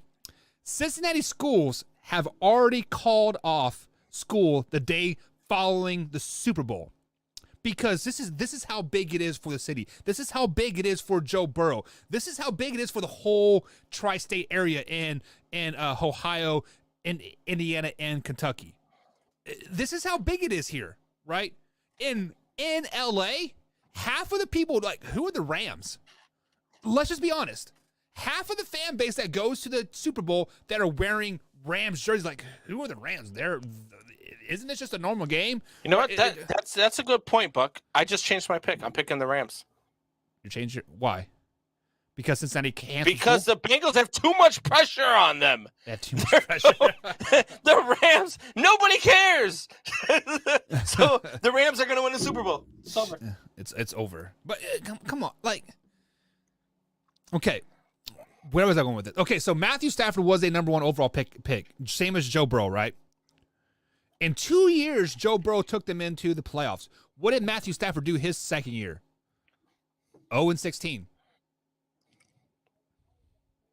Because he was with the Detroit Lions. He had Joe Calvin Burrow Johnson. would have been 0-16 with this year's Lions. No, he wouldn't have. With Calvin Johnson in that running game, the Detroit people fail to realize They didn't have Calvin Johnson when they went 0-16. Yeah, they did. No, they didn't. It was Matthew Stafford's second year, and Calvin Johnson's like 7th or 8th year, I think it was. I'm almost 90% positive that Calvin Johnson was on the 0-16 team with Matthew Stafford. I'm pretty sure Matthew Stafford wasn't even the quarterback of that team. Just go with it. It sounds good. It's provocative. Yeah, it is helping my story. It only sounds good. It only sounds good if it's right. But I'm pretty sure that Dan Orlovsky was actually the quarterback of that team. Rod Marinelli was the head coach. It was the 2008 season. Let me see here. Where's the roster? Final roster. Quarterback was Dante Culpepper. Dan Orlovsky was the backup. Yeah, he wasn't even on the team. Yeah, damn it. I misread it. Either way, Super Bowl second year, not even playoff second year. Calvin Johnson was, however, on the team. Yeah, he was. He was still pretty young, though, wasn't he? But Dante Culpepper was their quarterback, so... I don't think Dante Culpepper was that bad. Because he went to LSU. He was from quarterback U. Because apparently there's a college out there somewhere who produces great quarterbacks year in and year out. All right, so guys, we are up against the next break. On the other side of the break, we are going to talk about Kyle Shanahan and Jimmy G. We're going to talk about those infamous Detroit Lions, and of course, we got to change. We got to talk about the infamous OBJ and the cancer that himself. But let's go ahead and jump into the comments here a little bit here before we get into the break here. Drew says, unfortunately, I believe in Stephen A. is correct. I do as well, Drew. Drew also says he would be so he's talking about Joe Burrow here. He would be the first quarterback in NFL history to win a Heisman national championship, and a Super Bowl. That's kind of mind-boggling that no other quarterback has ever done that before. That is a good stat. Yeah. Drew, I've got a question for you, though. Have you been hanging out with Buck all day? Because you're starting to sound an awful lot like him with your horrible takes tonight. Yeah, he's actually You've had behind some the curtain. bad takes tonight, Drew. I don't know what's going on. I don't know. Buck's in your ear. Did you get Buck control of your YouTube account so he could type for you? Yeah. Duh. Oh, okay. Alpha Rob says, I think Aaron Donald Drew. is I going to love you. destroy the Bengals offensive line. So we thought the same thing about the Chiefs here. I mean, the Titans got 9 sacks against them. The Chiefs got 0 sacks. So how bipolar the Bengals are, I mean, you could be definitely right. Remember that 0-16 team that had a chance to win that one game, and then Dan Orlovsky stepped out of bounds in the end zone when he went to go throw a pass. And then he kept running like, "Well, I didn't run out of bounds." he ran for like 3 yards out of bounds, and then what? Still threw the ball like he wasn't out of bounds. So Alpha Rob, let me ask you this question. So I believe the over/under for the Chiefs game was 3 sacks, right? Combs, like 3.5 sacks versus Cincinnati Bengals. Let's say that over/under is the same. Are you taking the over or the under for Aaron Donald and the Rams getting sacks on the Cleveland or the Cincinnati Browns or Cincinnati Bengals? I think that there should be a prop bet of whether or not Aaron Donald eats Joe Burrow. Yeah, because I like that. God. What that front seven is going to do to that offensive line is going to be nasty. It's just going to be interesting to see what Joe Burrow can do to extend plays and extend drives. I think he can find a way. The Bengals just keep finding ways, and so we'll see. We'll see what the genius Sean McVay can come up with 2 weeks to prepare to. All right, guys, we're up against that break. Let's head to break, and we'll be right back after this. What's going on, Belly Up sports fans? Thanks for tuning in to the Belly Up Sports Podcast Network. We have some really exciting news for several Belly Up Podcast Network shows. The Sports Stove Podcast, the Rough Cut Sportscast, and Here in Puckburg have all been nominated for a Sports Podcast Award. So, head on over to sportspodcastawards.com and make sure to vote for the Sports Stove Podcast for Best College Sports Podcast and Best News and Current Affairs Podcast. Vote for the Rough Cut Sportscast for Best American Football Podcast, and vote for Here in Puckburg for Best Winter Sports Podcast. Again, that website is sportspodcastawards.com. Thanks for being the best part of Belly Up Sports. We are what they are. I've got an itch I can't scratch, I'm missing a piece that completes a whole part of me, an open wound scar to see. Everybody come here, gather round, welcome to the freak show, the best in town. What the hell's wrong with me? I don't get along with anybody, honestly. I've been living in my own head, constantly thoughts jumbled around, think I need a new lobotomy. Wait, all these thoughts are too negative. I don't wanna get lost in the sedative. Gotta show them what I got, I'm competitive. You know I'm about to go off, I won't let them win, I'll take a stab. I wanna chase the bag, I want a way I can change all the things I lack. I gotta face the facts, I got a taste in that. Got me obsessed with the rest, I got an itch to scratch. I'll give up everything.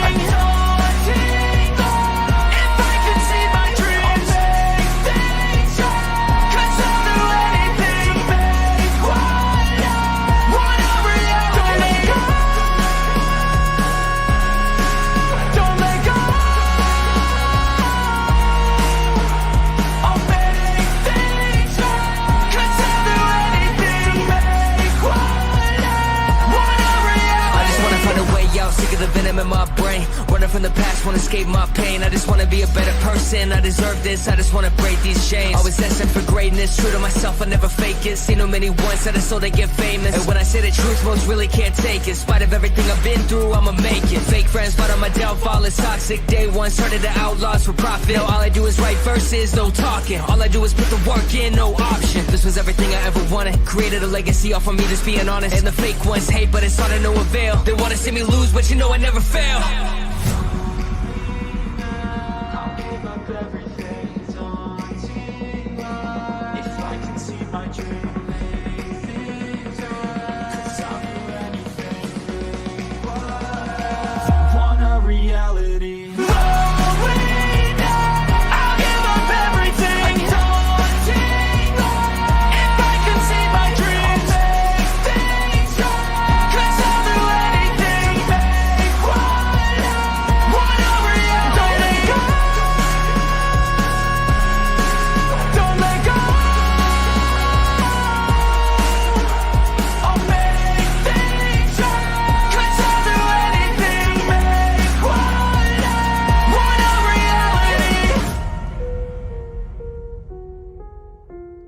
Man Hour Nation brought to you by Brooks Roofing and Siding. Contact them at 812-868-7663 or online at brooksroofingin.com.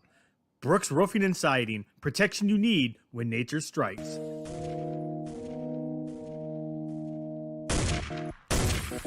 And welcome back to the Man Hour, guys. Michael Buckheist alongside of Brandon BC Combs night. The boys are back in town for till Thursday, and then Combs will be back kind of on a solo basis here until probably March or so, late February, early March, and then we'll be back together at night again. And magic always happens when we are together. If you guys are enjoying this show here over at youtube.com/manhour, be sure to hit that like button, hit the subscribe button, and share this with a couple friends. Share this on your Twitter, share this on your Facebook, on your MySpace, on Pure Rave, or whatever social media platform you are out there, guys. Share this. Sharing is caring at the end of the day. So, Combs, before we get into the final topics of today's show here, Alpha Rob says Aaron Donald is a different type of monster. Yeah. He could have easily won the MVP this year, right? Yeah. Look, Aaron Donald is a different animal, and that, I mean, Von Miller has elevated that defense. That's easily the steal of the trade deadline, and I like Aaron Donald. I really do. I just something about the Bengals. They're gonna find a way. Yeah. It's just something about him. I don't know what it is, but Aaron Donald is, and he's hungry for that ring, man. He's hungry for that ring. Like, it is crazy that we're talking so highly about the Bengals, because I remember, 8 weeks ago when we sat here together on Man Hour and we're like, we don't know who the Bengals are. They come out and they score 45 points versus the now, hindsight's 2020, right? But they beat down the Baltimore Ravens, right? Slapped their mama and kissed their sister, and then they go out and barely beat the, I don't know, who was it? Like the Detroit Lions. So they were so up and down, and we don't know who these guys are, and now they're in the Super Bowl. Is there any way that their bipolar tendencies might come back and they might just shit the bed versus the Rams? I mean, because anything's possible. And look, the Rams are that team that can put up 50 points on you. And if you put up 50 points on the Bengals, you're winning the football game, because the Bengals just aren't that high-powered of an offense. I don't know. Versus the Kansas City Chiefs, Week 17, Joe Burrow threw for 456 yards, and Jamar Chase had 266 yards receiving. I believe they still only scored 34 points. And then, I mean, that was a hell of a game by Joe Burrow. That was in the second half only, though. I mean, they were down by, 17 points going into halftime. I mean, but look, it could absolutely happen. Like, they could absolutely come in and just lay an egg, but I don't see it. I don't see it happening. They haven't done it all postseason long. Yeah, I mean, only time will tell. I mean, we have 13 days, 12 days until the Super Bowl, so we have time to talk about the Pro Bowl. You want to talk about the Pro Bowl, Combs? Nobody wants to talk about the Pro Bowl. No, so let's go ahead and talk about the man, the myth, the legend himself, Mr. Odell Beckham Jr., the highly anticipated cancer himself. So at the end of the game, Odell Beckham Jr. went over to Deebo Samuel and consulted him and basically said, hey, man, I know how you feel. I've had a shit cool quarterback before. No, he didn't say that, but you saw them hugging and, talking for a very, very long time. So, Combs, after you've seen Odell Beckham Jr. console Deebo Samuel at the end of that championship game, has your opinion of him changed? No. He's still the same guy that quit on the Cleveland Browns. He's still the same guy that was throwing, got Baker Mayfield under the bus. Kind of clowning him for the commercials that he does, clowning him for making his money. And just because he wasn't getting the ball as much as he wanted to, he wasn't being used in the way that he felt like he should be used. And so for me, that just shows right there to what his character is. Now, yes, was it a good moment for him going over to Deebo Samuel? Sure. He and Deebo Samuel are most notably friends. They hang out in the off season. They train together. They do all that stuff. So it was a nice moment amongst friends. But he's still not a good teammate. He's still not one of those guys that I want in my locker room. He's still not one of those guys that I want donning my uniform. And that didn't change just because he had one good moment. I mean, I've seen Antonio Brown have some good moments too, right? I mean, so it's just one of those things where you can't pull the wool over my eyes just because you have one good gesture, right? One good gesture doesn't undo a whole career full of bad deeds.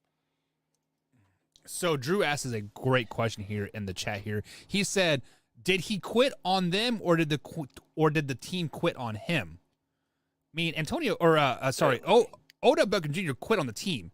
Since 2019, he's been asking for a trade, right? So, I mean, he definitely quit on them. And not only that, but he was the one that was going out in the media talking about Baker Mayfield, admittedly talking about wanting out of there, admittedly talking about how frustrated he was with being used. And he gave up on his team. He talked his way out of Cleveland. Him and his dad.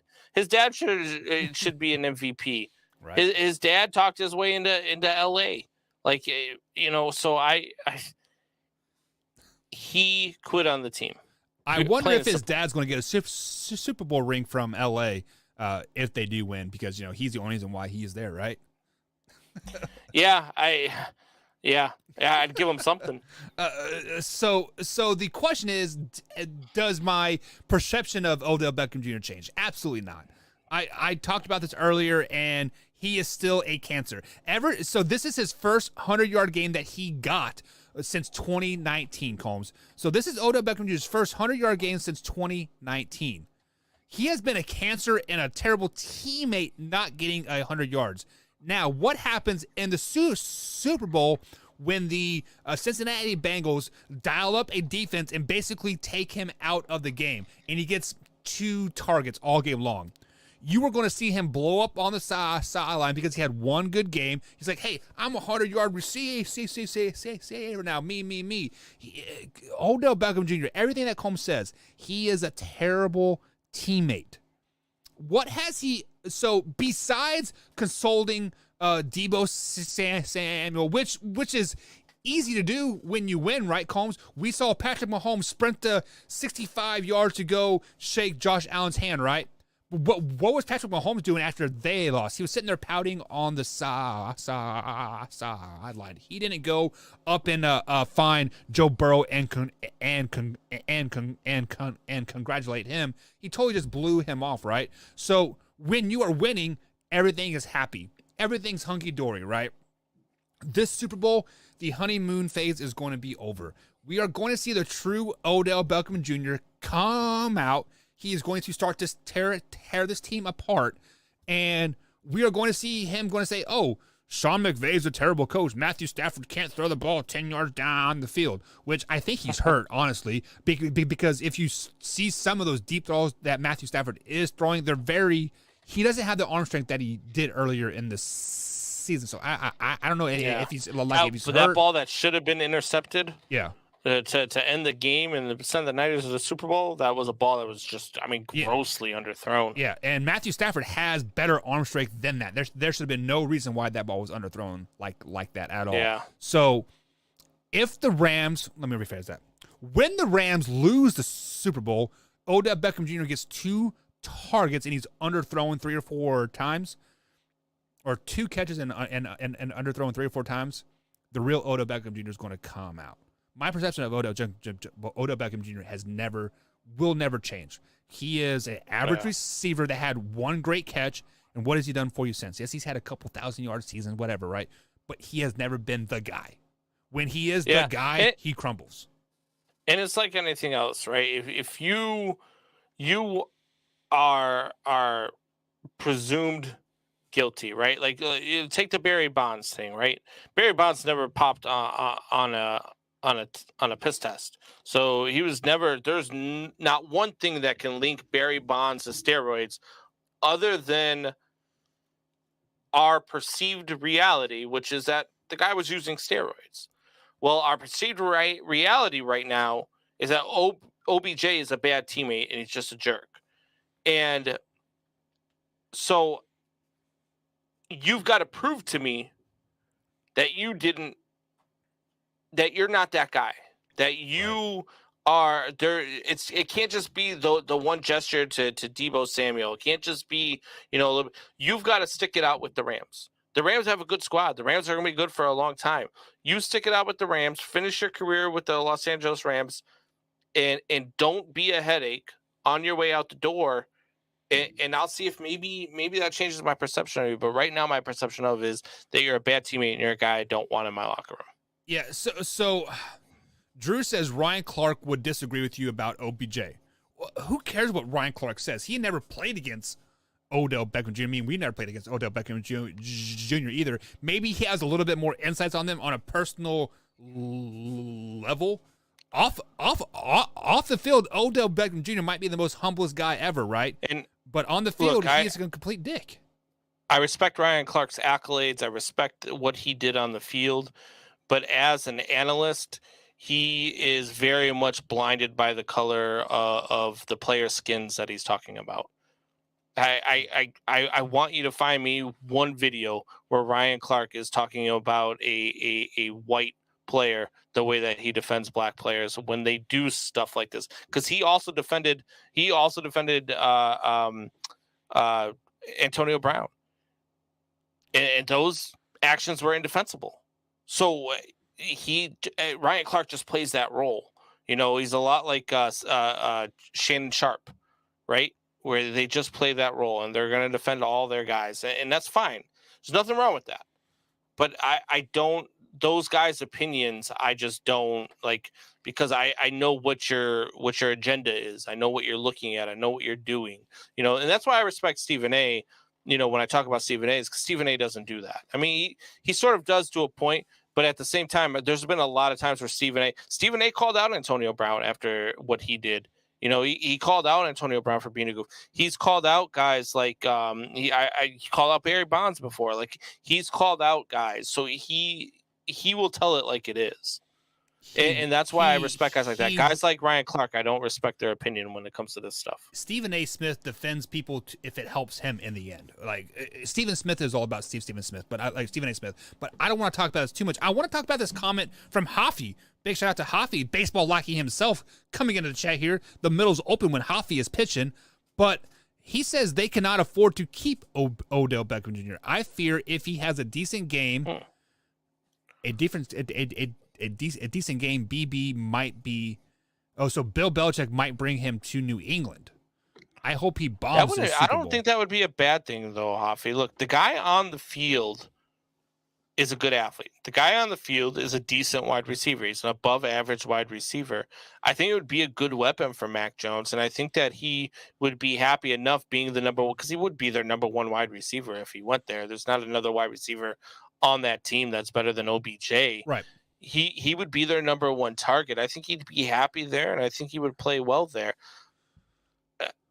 I don't know what the Rams salary cap, ordeal is, so I don't know if they're going to be able to keep him or not. Maybe they will. Maybe they let go of a guy like Von Jefferson or something to make room for OBJ. They might do something. But yeah, I mean, I don't think it'd be a bad thing for him. Look, I say I don't want him in my locker room because of the type of teammate he is. But I think Bill Belichick, like, if you go to a team that has the right coaching staff and the right mentality, that can all change. That could be something that changes them for the better. And maybe that's what he needs. So here are a few things that I want to say about Odell Beckham Jr. One, he has a mindset of a number one wide receiver, which is a very me diva type of mentality, right? Number two, he does not have number one receiver talent without help around him, meaning he needs a second running mate or a third running mate per se. He had that in Cleveland with Landry Jones and Nick Chubb as well, but he did not like the fact that he was second or third fiddle on that team. And truth be told, he is a second or third fiddle on any team moving forward. He is not a number one receiver. No way, no how. Even if you would take him to New England, Hunter Henry would still be the number one target, and he would not be happy.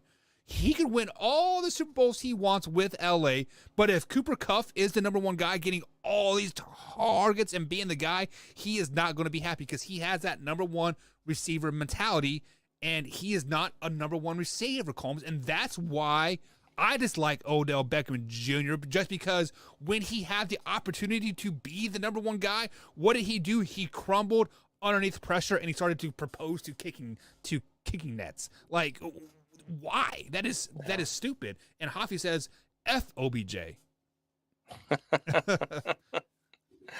I mean, look, I'm there with you. I really am. I mean, I feel like OBJ is not a good guy in your clubhouse, not a good guy. But I also feel like he hasn't been a distraction with the Rams because he's happy. It's honeymoon stage. I feel still, like right? I feel like he wouldn't be. I feel like he wouldn't be that in New England either because I feel like he would be the main target. The thing is, I don't think Bill Belichick would bring him to New England, Hoffy, because Bill Belichick doesn't like divas. Bill Belichick doesn't bring those guys on. The last time he brought one of those guys. Yeah, but you know what? Randy Moss was a diva who's happened to be the greatest wide receiver of all time. So playing with the greatest quarterback of all time, and they happen to go 16-0. Well, but also on that particular time, he went to 3 teams in like a four-week span, right? He was with the Titans, or he went from the Vikings to the Titans, and the Titans to the Raiders. I don't think that year he did. No, I think he came there as a free agent. He played, I believe it was three seasons with the Patriots, right? Well. But so, correct me if I'm wrong, but I believe Randy Moss is the only player to play on back-to-back Monday night games on 2 different teams that played each other. So like he played with the Vikings on a Monday night game, and then he went to the Titans, and the Titans played the Monday night game against the Vikings or something like that. But it's something like that. I can't remember for sure what it means. And Hoffy says Bill Belichick loves him. He always finds him after games and always speaks highly of him, meaning Odell Beckham Jr. Yeah, I mean that's all good and well. I just can't see him bringing him into his locker room, though, knowing his acumen. I mean, maybe he does. Maybe he does bring him in. Maybe Bill Belichick just has a soft spot for OBJ, but he doesn't strike me as a Bill Belichick guy. It doesn't strike me as a guy who would, be the leader of the Patriot way, so to speak. And so I don't know if he would bring him in, but if he did, it might be a good situation for both. So let me speak on this. So I coached against a kid that I loved on the field. I loved what he did. I loved his energy. I loved his heart and drive and like all that stuff. And then I would find him after the game and say, hey man, I love you. You are always welcome to come over to my team anytime you want, right? Now, this said kid, I got an opportunity to coach last year. I transferred schools, and he was at the school that I was at, and I was like, man, this kid's gonna be awesome. I finally get a chance to coach him and coach him up and be a great player. I hated the kid. Absolutely hated him. Like he was such a douchebag. That kid's watching now. Like, oh, now I know why I didn't play. No, he played only because his mom. I'm gonna step back from that. But no, I'm totally kidding. But you can have great conversations with people when you are playing them and you don't see how they are in the locker room and stuff like that. But once you get them in your locker room and you know actually how they are, it's just not a good marriage. It is like when you are hanging out with a girl, she is great, right? She does this, and this. But once you're, in a relationship, everything changes, right? So she was so great. I'm gonna tell Wyatt I'm gonna tell Wyatt to make sure Blake watches this so Blake knows how you really feel about him. No, I absolutely love Blake. I would take Blake back in a heartbeat. But to stick on this Odell Beckham Jr. thing here, Drew says Stafford loves OBJ. It's still the honeymoon, Drew.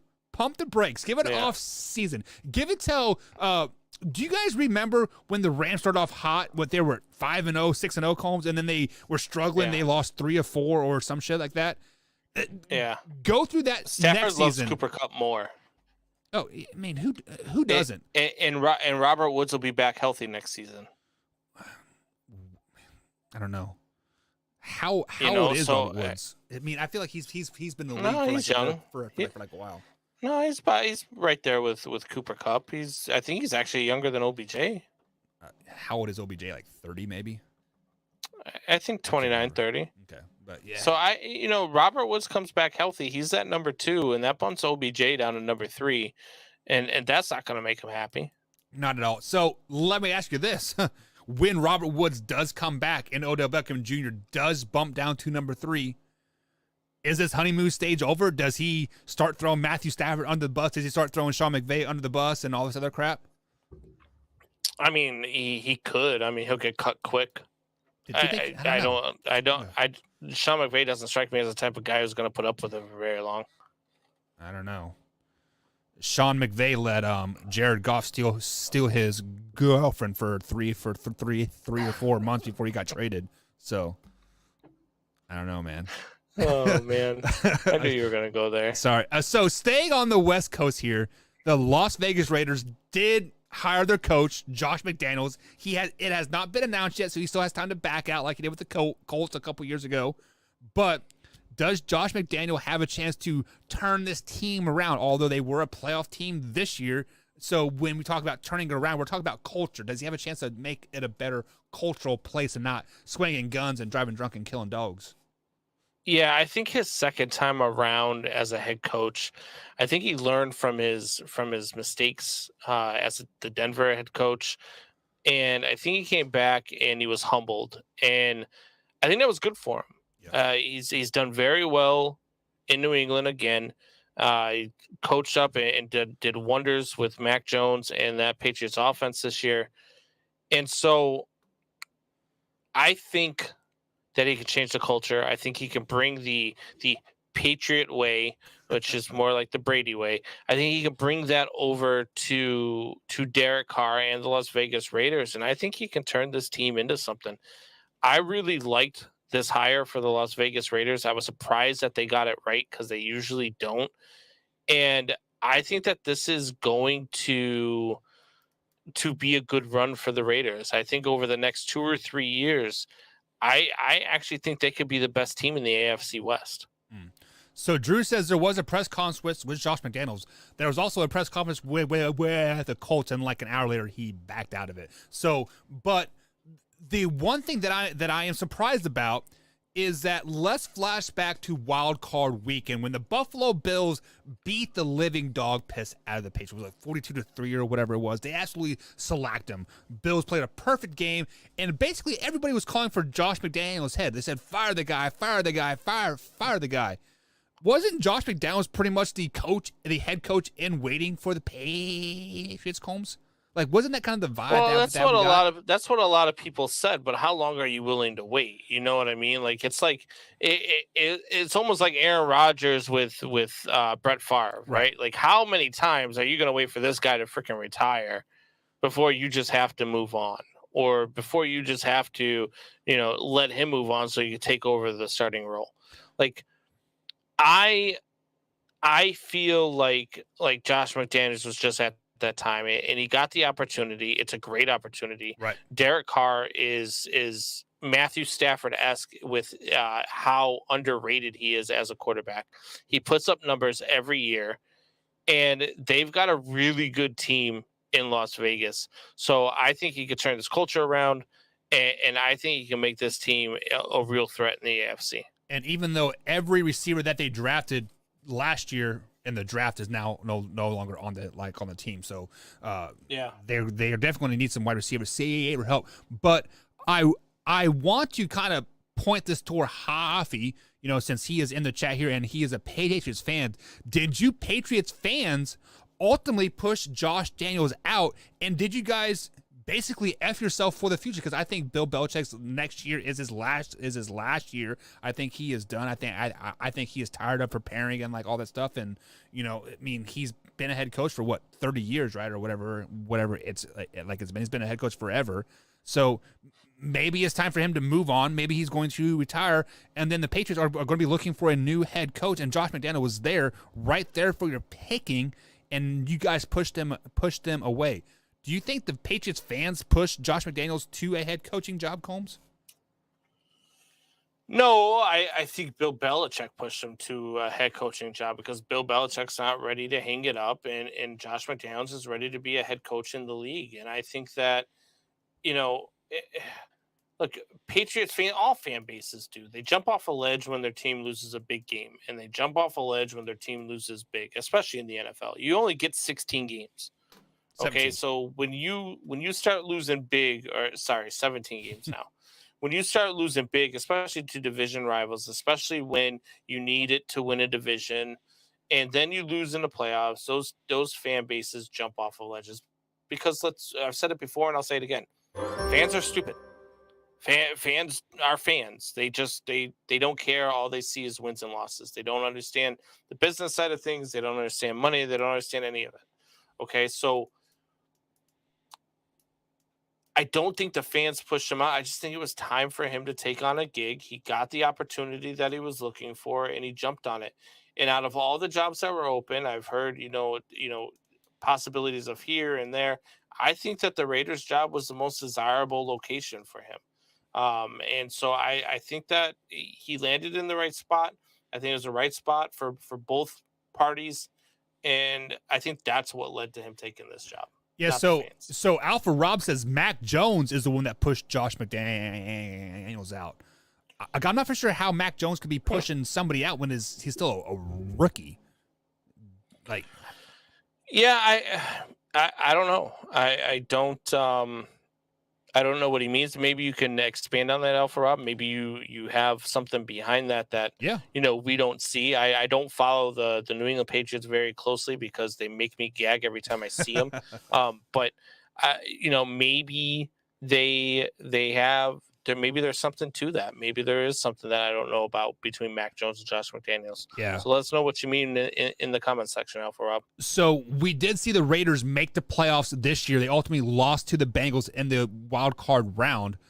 Can Josh McDaniels lead the Raiders to the Super Bowl? Yes. And I think he will in the next 3 seasons. I think that the loss. Sorry, I just saw Alpha Rob's response there, and that's a Buffalo Bills fan response. So I'm not even going to.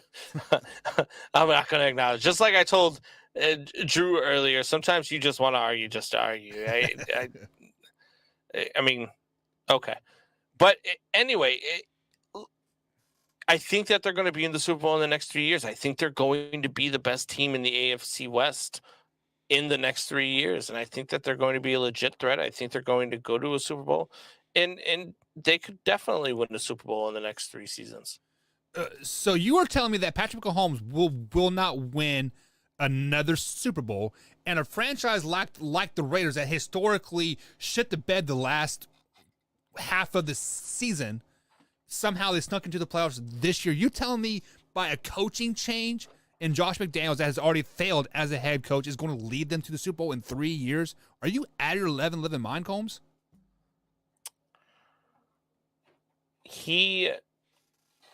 Yes, because of coaching. I don't see Josh McDaniels having the same limitations that Andy Reid has when it comes to clock management. Facts. And so I think that it's a different ball game. I think they could be the best team in the West. And look, it's going to be tough to get there. Don't get me wrong. I mean, you're going to have look, Josh Allen and the Buffalo Bills are not going away. There you go, Alpha Rob. I said it. The Buffalo Bills are not going away anytime soon. Okay, you look at Joe Burrow and the Bengals aren't going away anytime soon.